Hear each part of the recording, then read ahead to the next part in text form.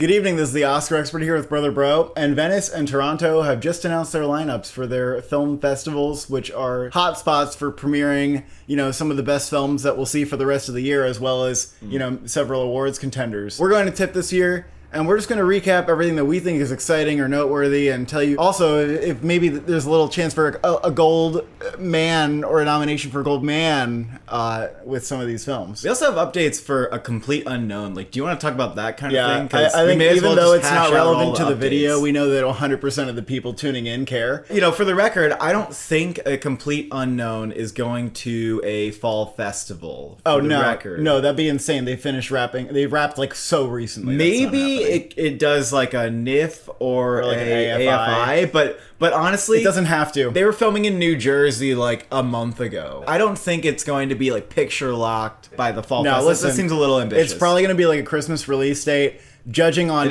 Bohemian Rhapsody, you don't need to perform at a festival first. Yeah, and that too. Timmy's been proven to be a box office draw lately, and it's a music biopic, so I think it will do well, which is very important for if you're a movie that's not coming to festivals, that you do well at the box office. Now we see this time and time again. That's what scares me, and I say scare because my little bias is showing. I'm not a huge fan of these biopics. Especially about the musicians. I think it does look good. I think I'm gonna like it. I trust James Mangold. If there's obviously any nomination it's coming for as Best Actor, that's just gonna happen. It has to be in your top 5 for Best happen. Actor. It has to happen.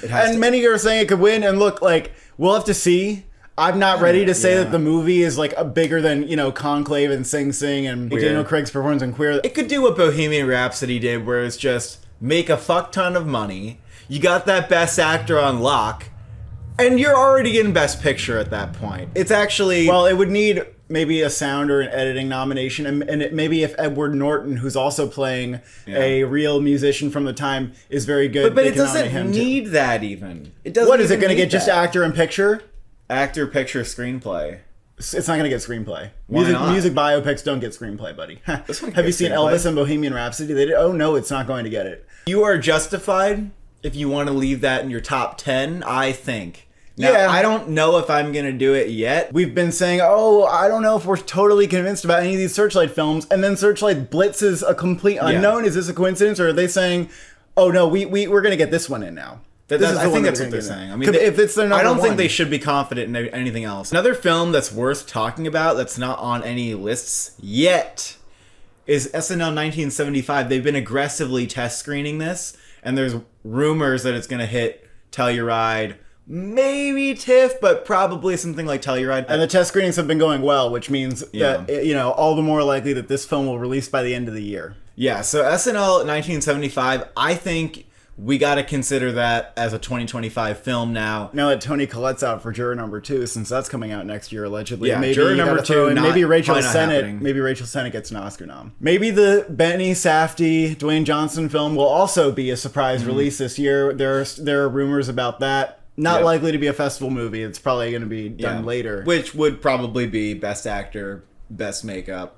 Leave it at that. One last movie before Venice and TIFF. I think we can talk about the Nickel Boys. We thought this would be a TIFF, and it's actually not the Nickel Boys. That's right. It's just Nickel Boys. This is premiering at the New York Film Festival opening night. Actually, it might do Telluride. That's also written. Maybe it does Telluride. It's not necessarily a premiere for New York, but the description so far makes it seem like this is actually an auteur kind of movie, and not just some kind of flatly directed film that premieres at TIFF, which doesn't really have a style. And that's what I was hoping to hear, considering that the director's documentary seems somewhat experimental and poetic. Festival directors, they do hype up stuff because that's their job, but also it does give me confidence in Nickel Boys being a very well done film. And the fact that it's choosing NIFF and not TIFF means that it really thinks it can play with critics. Oh, yo! What? Blitz got closing night at NIFF. Oh, shit. Blitz is getting closing night at NIFF. And there's a new image. Yeah, there's a new image with Saoirse Ronan and the little boy who's starring in the movie, which, by the way, the little boy is starring in the movie. I know. Saoirse Ronan is probably lead in the way that Michelle Williams will be lead for the Fabelmans. And she could maybe go supporting. Also, I'm going to take her out of lead because I just don't think she's going to do that much. So we're going to go through TIFF lineup. We're going to start with the gala films. Let's start out with Better Man. This is directed by Michael Gracie, the director of The Greatest Showman. That doesn't seem like a TIFF movie, does it? That movie did terrible with critics and amazing with audiences, box office. I mean, maybe that does actually make it seem a little bit like it could be a TIFF movie since they're very audience-oriented. It's also going to Telluride. It's a biographical musical about Robbie Williams, who is also starring in the film as himself. And Robbie Williams is a singer-songwriter, not very well known in the US, despite that being where he lives. He is known around the world, and especially in the UK, and he's extremely popular, and people in the UK are probably like, you don't fucking know who that is? Well, apparently, Americans don't care about him. I don't know why that is, but I did not know who he is. I've never heard of him. It could be a big audience crowd pleasing movie. But the point is that some people think he's like a really big deal. Like he's #1 on the charts like 8 times. The other thing that makes me like it more is that he didn't write his own movie. Michael Gracie has said he wants to do something very innovative with this film. He wants you to think, I've never seen this before when you watch the film, and the story has been described as fantastical. Might be like Rocket Man, you know? We'll see if it's a breakout. We'll see. Don't Let's Go to the Dogs Tonight, directed by Embeth Davidtz, who is an actress, not super widely known actress. The reason this is on the radar is only because it's also going to Telluride, probably. The director's parents are South African, and this film is about a white girl growing up in South Africa on a farm. It's a memoir. That's about it. Yeah, it's based on a memoir. What else is going on here? It's got some tensions between white landowners and black farm workers. So then there's Eden from Ron Howard. This is obviously one to talk about. I'm not thinking it's going to be great necessarily. Who the fuck knows? Ron Howard. It's a thriller. Hit or miss. It's a survival thriller. Big names though, like maybe the biggest cast here: Sydney Sweeney, Ana de Armas, Vanessa Kirby, Jude Law, the writer of Tetris, Toby Wallace, who I'm a fan of and everything I've seen him in. Daniel Bruhl's in it. Felix Kammerer from All Quiet's in it. This is just an okay TIFF gala movie. Yeah, which is the case for a lot of them. TIFF has a lot of them because they'll take any film if it's directed by like an actor who is famous, and they'll take any film that has like 3 celebrities in it. Meet the Barbarians from director Julie Delpy, who is stars in all the Before films. Julie Delpy is a seasoned director. She's done a lot of films. People just think they're okay. So the poster for this and the plot description makes me think it's going to be a lot like The Old Oak or Pride. It's just going to be like a feel-good movie about why we should accept refugees and like, clap our hands. Like its heart will be in the right place. Nutcrackers from David Gordon Green. You know, David Gordon Green, he's known for some dramas that are good. He's known for Pineapple Express, which is a great comedy. He's also done a lot of films that are like, whatever. People seem to like it. Yeah, studio films. I honestly don't think it'll be good. You don't think it'll be good at all? It's kind of a return to form because he's been kind of caught in like the Exorcist and Halloween franchises. What's his form? Comedy? No, just more like humanistic, down-to-earth, films. He doesn't really have a form. He's kind of formless. That's true, but it has an interesting cast. You know, it's got Ben Stiller. It's only got Ben Stiller. Ben Stiller, like, some of the Ben Stiller stuff, like, that he's done with Noah Baumbach, for example, he's very good in. Tim Heidecker's in a small role. That's fascinating to me, obviously. Linda Cardellini is in it. So, I don't know. We'll see. It doesn't matter who's in it. It's going to be a dramedy, though. It's not going to be like a straight-up I'm telling you comedy. that it doesn't matter who's in it, though. You know, lightly touching, lightly comedic, like it'll be okay. Oh Canada is going to the largest Canadian film festival. Oh Canada came out of Cannes Film Festival, got mid reviews. Some critics really like it, but it is a little bit of a snooze. It's a little intellectual. It is an interesting film, though, if you are adventurous about, you want to see Paul Schrader's movies, and he's doing something. But it's not really an audience movie. I think people are kind of like scratching their heads at the end. The Deb from Rebel Wilson she's directing a comedy musical film. It'll probably be a fun movie. It might be all right. A movie called The Friend from director of What Maisie Knew and Montana Story, which both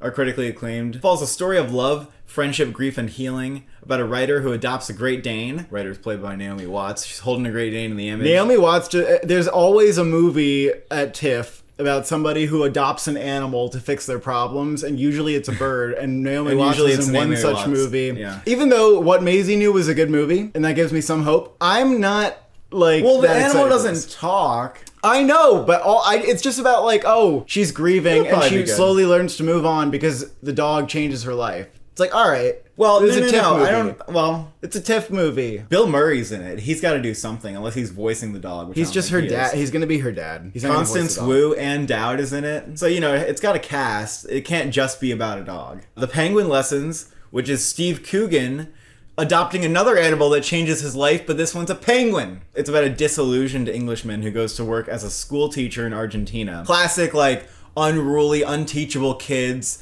And then the penguin helps him finally harness the power to captivate the students and teach them lessons. Like, that's what it's about. It looks kind of funny. Are you aware that the director is Oscar nominated for The Full Monty? Like, Yeah. he got a Best Director nomination. Yeah, I know, but that's the only film they've ever made that got close to an Oscar. The writer did Philomena, too. Is that a good sign, thoh? I think that's okay. It's a sign of competence. No, It's a I sign think of it'll be a competence. good movie. I think it'll be good. Yeah. You can imagine that he's like, a penguin? Not in my No. classroom. Yeah, yeah. Steve Coogan's actually funny, though. He won't be like, a penguin. It's more. It's better than that. He's more dry. It's very dry. right. We got the return from director Uberto Pasolini, who has never done a film quite like this. But he has done films that do pretty well on he's done Letterboxd. some So acclaimed films. it seems like he's got a decent track record. It's a Greek mythology film about Odysseus, played by Ray Fiennes, in the aftermath of the Trojan War. Got Juliette Binoche as well. And the image is Ray Fiennes without a shirt with a bow and arrow. So this is like a mythological history thriller. The Shrouds from David Cronenberg. I saw this at Cannes. It was very talky, very much a snooze. I'll admit, didn't totally get the film. Most people didn't really seem to get the film. Though, whether you think that speaks towards the film itself or your incompetence as a movie watcher, take that up with David Cronenberg, who thinks it's because of your incompetence as a movie watcher. It sounds like if you like Crimes of the Future and Cosmopolis, you might get a kick out of it. But like if you don't like how talky those movies are, you're probably gonna. I like skip it. Cosmopolis. You did? Yeah.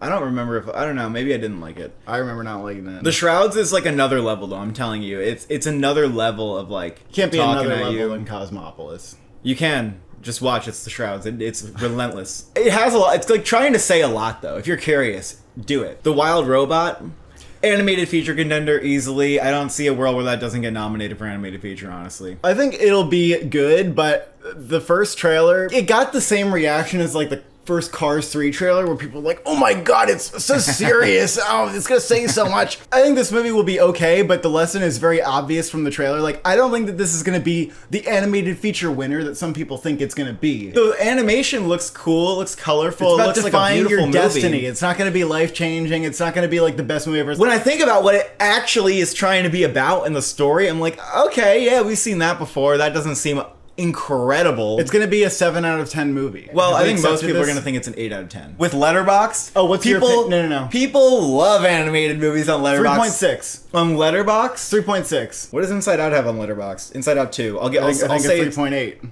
yeah, it's going to have that. I think that Inside Out 2 is more likely to win animated feature than Wild Robot. Wild Robot will get a 3.7 or a 3.8.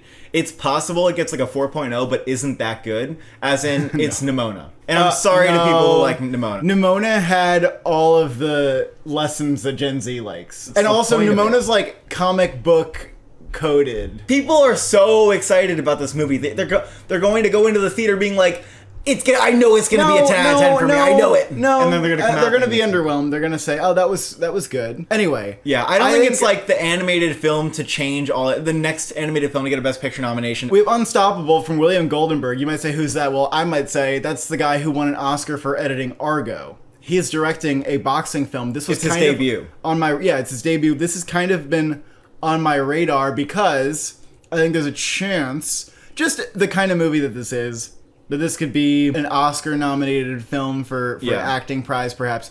It is about an all-time American wrestler born with one leg who won a national championship at Arizona State. So this is clearly like an inspirational sports film. Jarrell Jerome, most well-known for When They See Us, and also Moonlight. He is the lead. Yep. So that is a Best Actor thing, perhaps. You also have Jennifer Lopez in it. Very big role for her. Playing his mother. Playing his mother. We all know those mother supporting roles. Well, we'll see if she can kind of redeem herself for that Hustlers snub that many remember. Well, not redeem herself, but if the Academy could redeem her. This is also one of 3 films that are about like wrestling, boxing, fighting. That is at TIFF. We don't know how well directed it's going to be since it's the debut, even as seasoned as William Goldenberg is as an editor. But it's definitely on my radar for Best Actor, Best Supporting Actress. Remember Bleed for this with Miles Teller and how that was nothing? There's plenty of these films. There's like multiple of them at TIFF this year. Will and Harper, documentary that premiered at Sundance starring Will Ferrell, and his trans friend on a road trip, which has a 4.2 on Letterboxd. Yeah, I missed it at Sundance, so I might catch it at TIFF. I'd be happy to catch it at TIFF. It'd probably be a really good place to see a light comedy. Maybe I'll sandwich it in between a couple films that I don't think are going to be so good so that I can actually like something. You know, this is like a total documentary crowd pleaser. It doesn't really seem like it's going to get nominated for an Oscar because of the kind of film doc it is, branch, but it's not that kind of thing. Yeah. But yeah, it'll be a good crowd pleaser. It makes sense to be at TIFF. Yeah. Strangely, you know, A Real Pain feels like it could have done this, but I guess it's just not. There's really not many Sundance films at TIFF this year, and the other one that I thought could do it is The Outrun. Now we're in the next section, special presentations. You're going to see some more high-profile films here, many of which premiered at Cannes. We got 40 Acres, you know, director coming from TV. In a post-apocalyptic future where food is scarce, the last descendants of a black family of farmers who settled in Canada after the American Civil War must protect their homestead from a band of hungry cannibals. So at first I'm like, okay, the first part of the sentence, I'm like, all right, this is a film about the legacy of slavery in the modern day, okay. And then it's a cannibal movie. The only thing that I'm hanging on to here is Danielle Deadwyler is the lead. You could put her in any movie and she'll probably be fantastic. You'll get your Danielle Deadwyler fix though at TIFF. Yeah, it's somewhat intriguing. I mean, maybe cannibalism's a metaphor and it matches the whole social commentary. Oh, it's probably going to. attempting that. Will it stick the landing is a very big question. A little ambitious there. All we can imagine as light is going, this is very good. Fantastic for me because I did not get to see that at Cannes. It was the runner-up to the Palme d'Or. If Honora was not there, this would have won the whole festival. Critics are loving it. Letterboxd is liking it a little bit less, like as in general audience is a little bit less, but it's like a 3.7. Might be going up too. It could be going up. I'll be seeing Honora at TIFF, and Honora, that's going to be one of the hottest tickets. It's going to be a huge sellout movie. I could easily see it placing in the top 3. Well, if they want to screen it enough, because you know sometimes we find out that these Cannes films are only screening like 3 times. It would be a little. Just don't have the chance. It'd be a little crazy for them not to screen it to a wide audience here at TIFF. Well, Anatomy only got 3 screenings. That movie gets a lot of laughs. It should do very well with this audience. I think this will place in the top 3 if it does that. Bird is going from Cannes. Bring Them Down is interesting. I didn't know what this movie was, and now I'm kind of excited. The lead 2 actors is essentially Say No More. Christopher Abbott, Barry Keoghan. It's an Irish shepherding family dealing with internal strife, hostility within the family, rival with another father. Yeah, so they play the sons of the fathers of the feuding families. Sounds like kind of a serious movie about escalating tensions, a tragedy perhaps. We got Can I Get a Witness, which is a hybrid animated and live action feature. The director is known for animated films. She has one feature animated film which has good reviews, and other than that has many short films. So this is her first foray into live action, even though it's half and half. Kind of ambitious, kind of cool. And Sandra Oh is in it. Kind of looking forward to the reactions in this one. Caught by the Tides. I actually probably will see this, even though I didn't catch it at Cannes. People I talked to at Cannes did not like this movie. Like, the general word of mouth was not good at all. But some critics think this is interesting, so I might check it out. Conclave. So much to talk about with Conclave. Trailer dropped. Looks amazing, honestly. Looks I think very it looks good. Great. It's getting a 4.0 on Letterboxd. It test screened recently, and I'll just say that I heard it's good.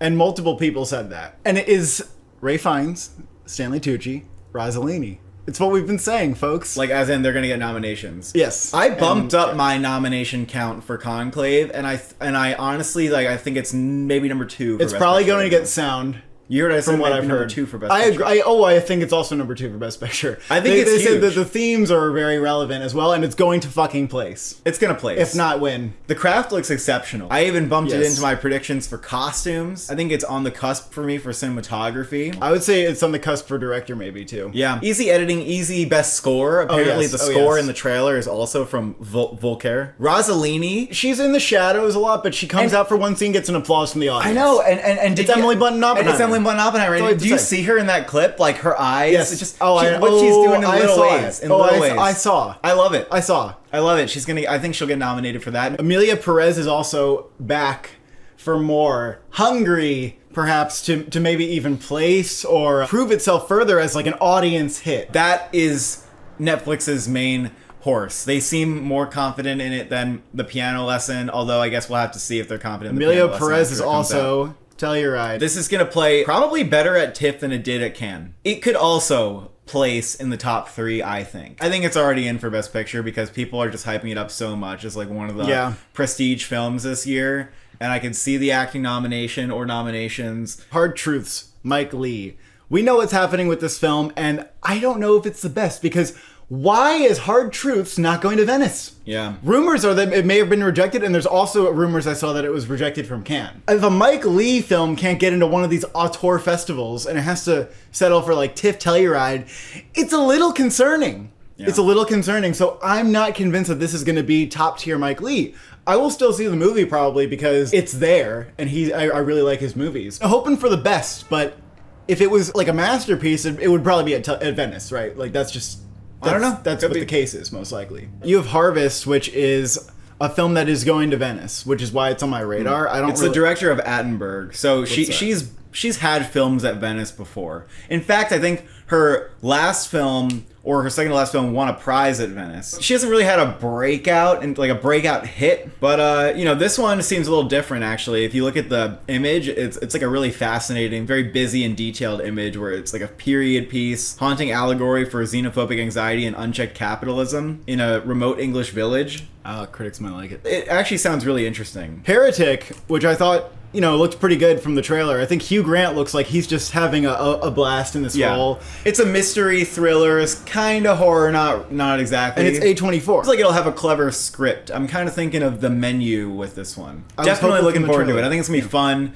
TIFF is a fun place to see movies. We have I'm Still Here from Walter Salles, and he is a pretty big director. He's done Central Station, The Motorcycle Diaries. And this stars the actress from Central Station. Well, she's in a supporting role. She plays the older version of the main character. This is kind of supporting, but it's also seems pretty lead to me. No, it's not lead because she's not even in the images that they released. And it's going to Venice. So this is one of the Venice overlaps that we have. And I have this in for my international feature prediction. Oh, yes. I think it's a very good bet for international feature, just as kind of scanning the field early on. We got a film called K-Pops from now director, Anderson .Paak. There's not really too much for me to say about it, but that it's on my radar. We'll see. Yeah, that's it could be a solid indie film. He also stars in the movie, so we'll get to see his acting chops. Yeah, and it's a comedy. And it has to do with the music industry and, like, K-pop as well. Misericordia was at Cannes, and you didn't see it. It has a 3.5 on Letterboxd. Some people think it's pretty interesting. Oh, that's the Stranger of the Lake director. Yeah. Right. Yeah. I would like to catch that. Night Bitch. This was announced a bit ago. Yeah. But now we have confirmation. And Amy Adams... Huge. One of the biggest TIFF movies. She is taking that acting prize, which Coleman Domingo won last year for Sing Sing, and which has an excellent track record about maybe 5 years in a row or something like that. Of getting you into the lead actor. With one of the people who wins that prize... Category. No. Wins. There's also been images released from Night Bitch and some articles like really hyping up the film, really hyping up Amy Adams' performance as, a mother, and just talking about like the themes of the movie. I think it's going to be a really interesting conversation piece, but there's like an image of her running with the dogs, and I'm like, this could be a little strange, okay? And maybe not in the best way. Like, I didn't love the way that A Beautiful Day in the Neighborhood was strange. I like strange movies, but we'll see. I think I'm gonna like Night Bitch, though. On Becoming a Guinea Fowl is another film you missed from Cannes that I would be happy to see. Yeah, A24 has it. Piece by Piece is the Pharrell Williams Lego animated documentary. Yeah. Which is also apparently going to Telluride. Why they're programming this film at festivals... Because they want an Oscar nomination. Well, we know that they're probably going to get song. There's 3 nominations this could get. It could get song. It could get documentary. It can't get documentary. It cannot get documentary. You're right. And the animated branch, there's not really a branch anymore, but they have never nominated a Lego film before. It's interesting. I'm sure it's fun, it's light, it's turn your brain off and just have a good time kind of thing. It's probably like, Pharrell Williams, like, we're really happy about you. You can be a role model for all the kids. As, relay from David Mackenzie. David Mackenzie, director of Hell or High Water. Yeah. And Startup. He also did Outlaw King, which was not as acclaimed as the other 2 that he's done. But this movie has been a little bit on my radar, and now it's here, and Riz Ahmed is in it, and Lily James is in it. It's a crime thriller. Yeah, I think this is one to look out for. Probably going to be good. David Mackenzie's an ambitious director. I'm excited for it. Yeah, I think this is one of the more Riz Ahmed things. Rez Ball's like an indie basketball movie. It's also an indigenous story. It looks like a Sundance movie. Netflix has it, actually. Yeah, it's probably good. Well, maybe. It's probably a crowd pleaser. It gets an 8 stack on Letterboxd. There's Riff Raff with Ed Harris, Gabrielle Union, Jennifer Coolidge, Bill Murray. That's a lot. What do I care about that? I don't know. His films are like mixed. Yeah, okay. That everything the director has done indicates that I'm not gonna care that much. Probably. The cut from Sean Ellis. This might be good. You have Orlando Bloom making a serious comeback. Orlando Bloom's just one of those actors where you're like, I can't remember where he's been. Like, I don't know where he's been. And then he comes back and he does the classic, like, now I'm playing a boxer who's retired, coming back to the ring for one last shot. He's trying to be Mickey Rourke in The Wrestler, is what he's trying to do. And the movie is called The Cut because he has to cut a bunch of weight in order to qualify for the match. And so it's about his obsession with cutting his weight, and like that's like a really ugly process. So there's going to be a lot of capital A acting going on here. It could be very physically transforming. It sounds like Orlando Bloom, when he was filming the movie, in the image he's trying really hard because he thinks he's getting nominated for an Oscar. That's fine. Everyone should think they're getting nominated for an Oscar when they do their little movies. The director did a movie called Metro Manila and a movie called Anthropoid, and they're pretty well received movies. Yeah. Katrina Balfe is also in it, and John Turturro is. I think he's playing the trainer. I would probably put Orlando Bloom like lower in Best Actor, like for now, just because like if someone's playing a wrestler boxer, you have to throw him on somewhere, I guess. We have The End from Joshua Oppenheimer, which I'm very excited about. Very excited. Now we know it exists. And the image looks awesome. Tilda Swinton the eyes are just vacant. Something's going on with the little set in front of her. Very intriguing image. And this is probably also going to Telluride. It's not going to Venice. I don't know if it was up for Venice or not. This is the director of The Act of Killing and The Look of Silence. And this is a narrative feature that is about one of the last remaining families who's responsible for destroying the world. It's like a post-apocalyptic musical. I'm so intrigued. 1950s style musical. It is Joshua Oppenheimer made one of the most fascinating and great documentaries probably ever with The Act of Killing. Even though Joshua Oppenheimer is coming off of documentaries, it might be like, oh, well, what does that look like for him to be a filmmaker? Well, that film was very cinematic and had a lot of big ideas. So I think The End will be, at the very least, a fascinating film. Hopefully it's not like a fascinating mess. Really excited. Michael Shannon's also in it. George Mackay is starring. It's not premiering at Venice. It's probably going to Telluride. You know, I don't know how confident they feel about it. The Fire Inside, Rachel Morrison, cinematographer of Mudbound and of Black Panther. Creed, Black Panther. And Tim and Eric's $1 billion movie. Cinematographer, going director. It doesn't have an amazing track record, let's be honest. And there were rumors about The Fire Inside that it test screened kind of poorly and they had to do some reshoots. I don't think we're feeling super confident that this is going to be a great movie. Also because they floated a summer release date and then they changed it to Christmas. Well, that could be a sign of confidence, though. I don't know. Brian Tyree Henry maybe. Look, Barry Jenkins wrote the script, man. I know. So if this he also wrote this Mufasa. and Mufasa, are we in Barry Jenkins' flop era?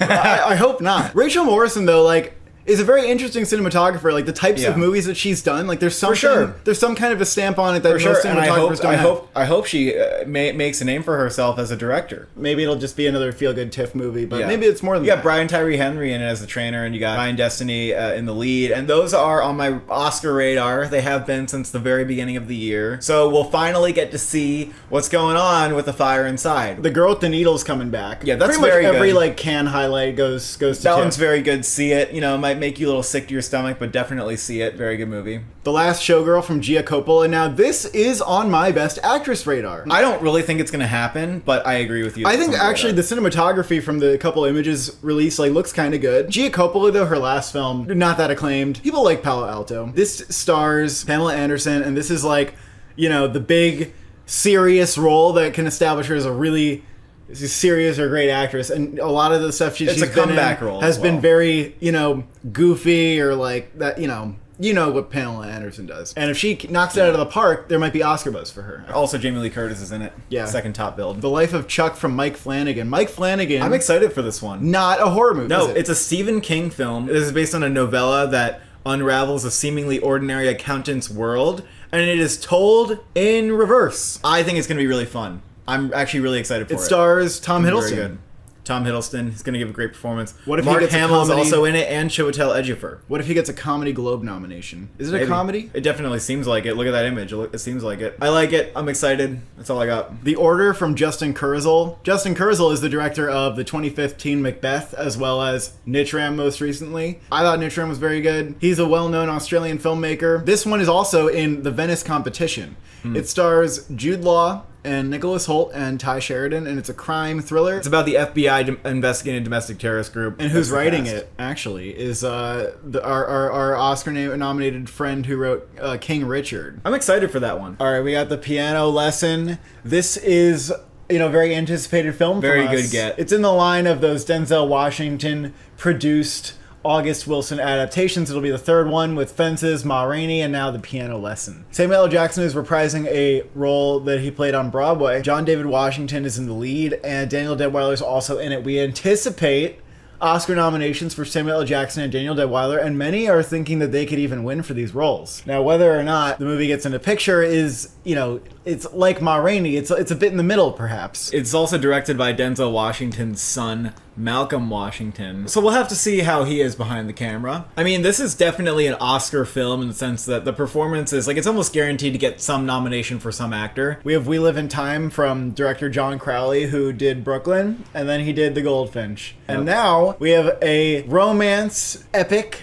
with Andrew Garfield and Florence Pugh. This is sure to set Twitter on fire, perhaps with the younger audiences who like these kind of things. It's very John Green-y because it's But also Nicholas Sparks. I think that the more highbrow critics will consider it a bit juvenile, but I wouldn't be surprised if it kind of blows the minds of people who are looking for a film that's musing on the greater questions of your purpose and your romance. And I think it looks good. I actually do like how it's shot. I'm looking forward to the performances. I expect this will be solid. Definitely going to be an on-the-nose and melodramatic work. I wouldn't expect awards for that reason, but Yeah. I think it'll appeal to the younger crowd. A film called Went Up the Hill. It's got Vicky Krieps in it. An atmospheric ghost story that explores the legacy of loss and dark family secrets. That movie could be good, but there's not really much to glean from the description and the director.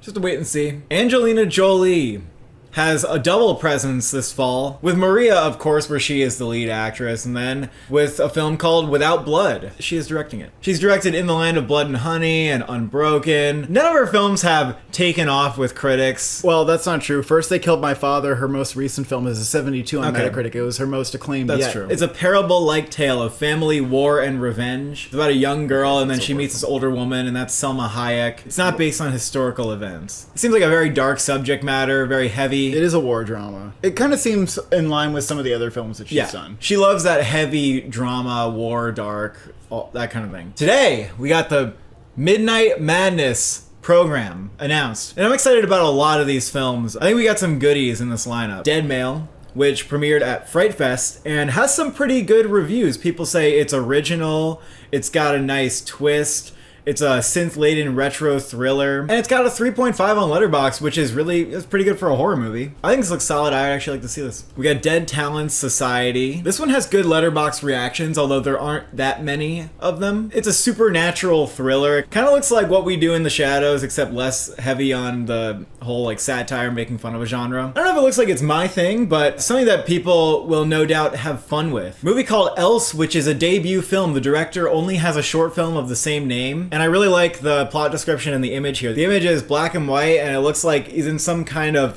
body part or deep inside of a womb or something. It depicts a body horror romance in the wake of a strange epidemic that causes the infected to melt into their surroundings. So I'm kind of down based on that premise. It sounds cool. It sounds surreal. I am really interested in the reactions this is going to have. This movie called Escape from the 21st Century, which looks super goofy, off the walls, crazy bonkers. Described as a maximalist martial arts time travel caper about high schoolers who gain the ability to sneeze themselves 20 years into the future. Movie called Friendship, and this is a comedy. And this has got Tim Robinson and Paul Rudd playing Neighbors. Tim Robinson portrays a suburban dad obsessively pursuing camaraderie with his charming neighbor, Paul Rudd. I'm down based on the cast. Sounds like it will be some good cringe comedy. There's a film called Ick, which is a sci-fi horror satire. A film called It Doesn't Get Any Better Than This, which won the jury prize at the Salem Horror Fest. Don't know how big that festival is, but I did look at some reviews out of that festival, and they are pretty solid. There's some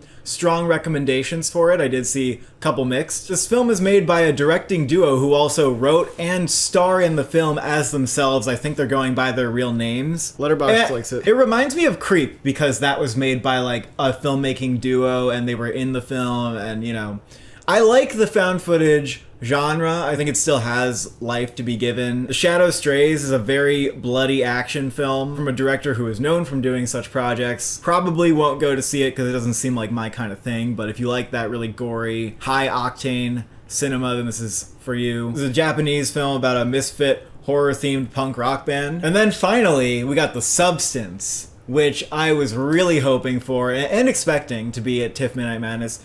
And I have seen this at Cannes. It is fantastic. It's a wild ride that got my audience extremely excited. And I can't even imagine the kind of pandemonium that's going to break out in the TIFF audience when they see this thing. That audience, especially at Midnight Madness screenings, they go ape shit over nothing, okay?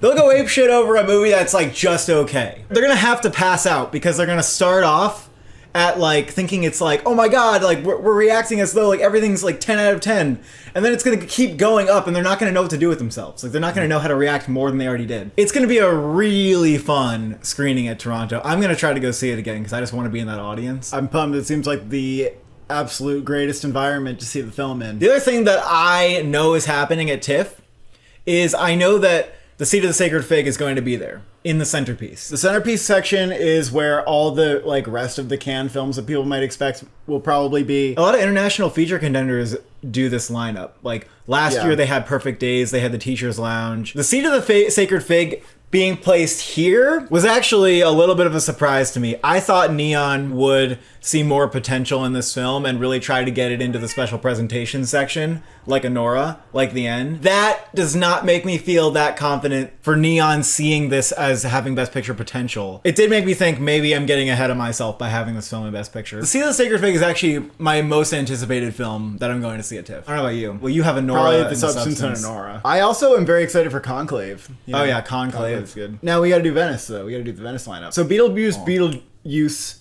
is going to Venice, and that's kind of interesting. They don't usually do this kind of thing, even though they did do Joker a few years ago. Like it's still not very normal. But what does that say about the film? I think it's probably going to be good. The second trailer, I actually liked it, and I like the old school feel of it. I wish they could do that with an original movie. But if this is what, has to be done. Also, I will say I like the cinematography in the new Beetlejuice movie because a lot of films, look at Deadpool, look at Twisters, the sort of gray, like, lack of contrast lighting. Tim Burton's still delivering the goods on that kind of thing. I'm not going as far as some outlets and saying that Michael Keaton's a contender. I would say it's a makeup contender and maybe even costumes or production design. Yeah. That's probably as far as I would go. It is possible it's just okay, though. That is still a possibility. Yeah, it doesn't. They're projecting all this confidence. Opening film Venice doesn't have that much meaning in terms of if it's going to be. It could get like a 60 on Metacritic. Yeah, probably like a high 60s. In competition at Venice, we have some films that I have serious FOMO about not being able to see at TIFF. Oh yeah, I'm just praying that they'll be at New York Film Festival. Although maybe one or two of them will decide and add late that they are going to TIFF. That's possible. We have The Room Next Door. Pedro Almodovar's film is confirmed to come out this year. Yep. We're getting mixed reports about Julianne Moore perhaps actually being the lead and Tilda Swinton being supporting. Now, one of this is that Clayton Davis of Variety says that he was told from a direct source that this is true, and then Gold Derby forced that to be true in their predictions, and maybe they know something, because usually when they make a move like that, it's because somebody told them as well. On the Venice website, though, it has Tilda Swinton as listed first. They're probably pretty close, but that might be the case now. I'm going to go ahead and say I'll have to trust that for now, that Julianne Moore is the lead. My prediction for The Room Next Door is that it's going to be a 3.8 Letterboxd kind of movie. Critics will like it a lot. I don't know if that gets it into Best Picture, but I think it'll definitely be an acting play. Yeah, I think it's an acting play or maybe a screenplay. We have The Brutalist from Brady Corbett. This is actually a really big deal. This thing is supposed to be projected in 70 millimeter, and it's 3.5 hours. More than 3.5 hours, actually. Longer than Killers of the Flower Moon. And the rumors are that it's a very big deal. The film is very good. Who said and that? Critics are going to go nuts. Who said that? Oh, multiple. Just the buzzings are that it's really good. That's all I can tell you. Oh, have people said it's good? People have said that other people have said. And, Well, I think critics are going gonna to take it very seriously.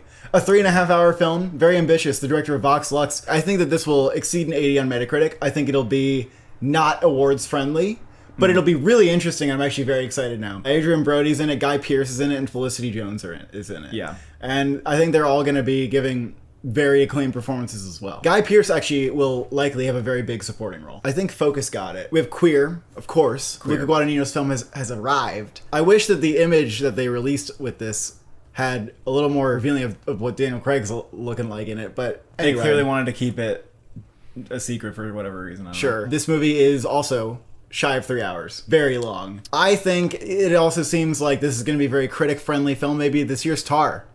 In a sense. Daniel Craig is easily going to be a Best Actor contender. I don't know what the hell's happening with that 3-hour runtime. Like, there's nothing about the book that makes me think this would be a 3-hour film. And it's very much like a character study. It seems pretty contained. So this is fascinating to me. Maria from Pablo Larraín is here. Angelina Jolie is obviously getting nominated for this, and it may have some text along the way as well with the cinematography, costume, something like that. Director of Spencer and Jackie, once again, doing a portrait of a tortured, famous woman. And before this premieres, let me remind everybody of what happened when Jackie and Spencer premiered at Venice. Oh, yes. They got 90s on Metacritic. Everybody said, oh my god, these are some of the best films of the year. They're going to get into Best Picture.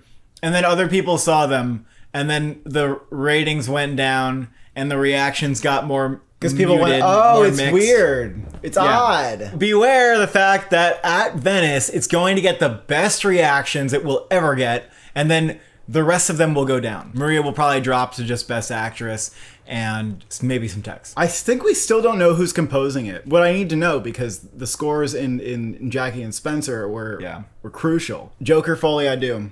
Now, this is a new trailer. Again, I'm not like 100% sold on it. There are now rumors and whisperings that Gaga is supporting, and with the new trailer, I can see that is possible that she could be campaigned there, although they might just say, look, she's big enough that we'll call her the lead. The Venice Film Festival director, for what it's worth, really hyped up Joker in an interview and said it's very ambitious, it's nothing like the first one, and that it's like one of the most exciting, American films in recent years. He also said he expects it to do well with the Oscars, but keep in mind, he said that about Ferrari and The Killer. So it's like, festival directors gotta hype up their own stuff. Lady Gaga in the trailers really has been seeming more like a supporting player. I mean, they really do focus them centrally on the Joker. I might not even put her into Best Actress at this point. Well, it's very crowded. And if she goes in Supporting Actress, I'll put her in. I'll put her in for now. Venice Film Festival director also said, and take it with a grain of salt, that he expects that, Joker, Queer, Maria, Room Next Door, and maybe Brutalist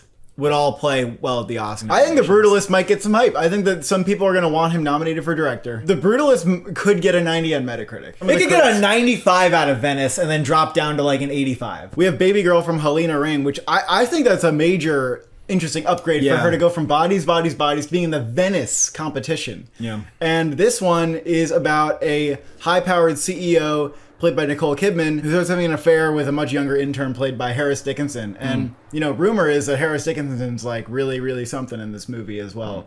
And I'm sure Nicole Kidman is great. It'll be interesting. I think it'll be kind of twisty and fun. Maybe a little more serious, perhaps. And I wish this was at TIFF. This sounds really good. Lav Diaz has a film. Did you know that? Oh. It's 4 hours and 10 minutes. So if you like Lav Diaz, congratulations. He's got another one coming down the pipe. Baby Invasion from Harmony Korine. Now, I'm disappointed that this is not in the midnight I'm not getting madness at TIFF. Yeah. Like Aggro Drift was. If you didn't like Aggro Drift, you're probably going to hate Baby Invasion. It sounds like it's doubling down on the whole like edgelord thing. Even in the poster, the babies are wearing the Aggro Drift like horns. Yeah. It's a first-person shooter that they shot by attaching like 6 body cameras to a bunch of people. And there's AI baby faces. It's very onto- experimental. Like Harmony Korine is working with some video game production company, and they're just experimenting with form, and they're merging like video game and cinema together. And they're doing like AI visual effects and trying out different lenses and color grades and all this kind of weird stuff that you saw with Aggro Drift that I thought was super exciting and fun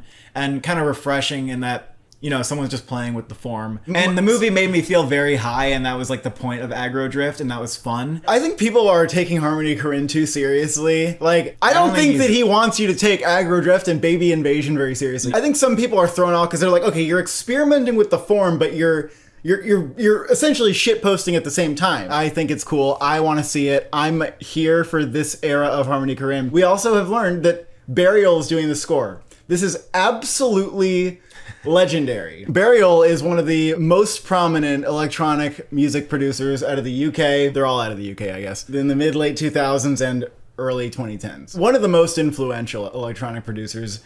Doesn't do film scores and stuff like that.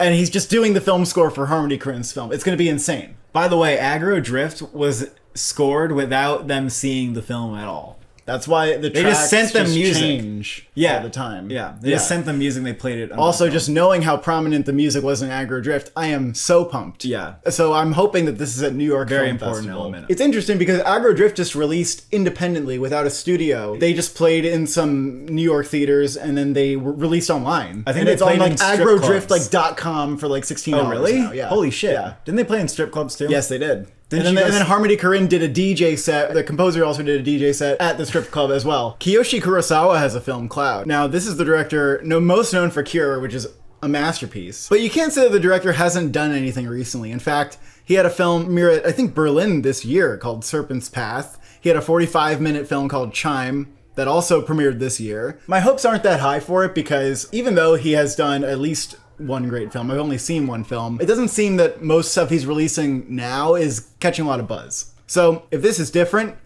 hallelujah. That's all I can really say. And we have Wolves from director John Watts, which kind of seems like a TIFF movie. George Clooney, Brad Pitt. There's a trailer for it. Fun little crime movie. Even though it's the director of the Spider-Man Tom Holland trilogy, I thought it surpassed my expectations a little bit. I thought it looked fun. I thought it looked solid. Alex Ross Perry, director of Queen of Earth, director of Her Smell, very interesting, like kind of mumblecore director. In what seems very on brand for him, he is working with the acclaimed indie group Pavement and doing a documentary narrative hybrid. It is both about the band Pavement and they have actors playing the members of the band. Maybe it's from earlier on in their lives. You even got Joe Keery, Jason Schwartzman, Fred Heschinger, Nat Wolff, Tim Heidecker are all on board for this movie. Also, legendary documentarian and Academy Award-winning director Errol Morris has a documentary coming out about the Trump administration's family separation crisis. If you're looking for documentary contenders, this might be one.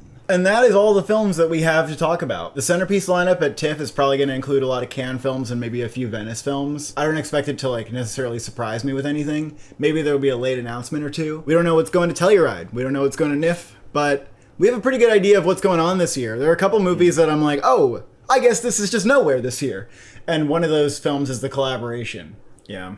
Huh? Where is that? It's nowhere? Okay. Oh, The Actor? Oh, The Actor, yeah, where's that? Where's that? I wish Memoir of a Snail was coming to TIFF. I don't think it will be there. Though. And we'll catch you at the Toronto Film Festival. Thank you for watching. Thank you for subscribing. What are you jumping out of your pants to see?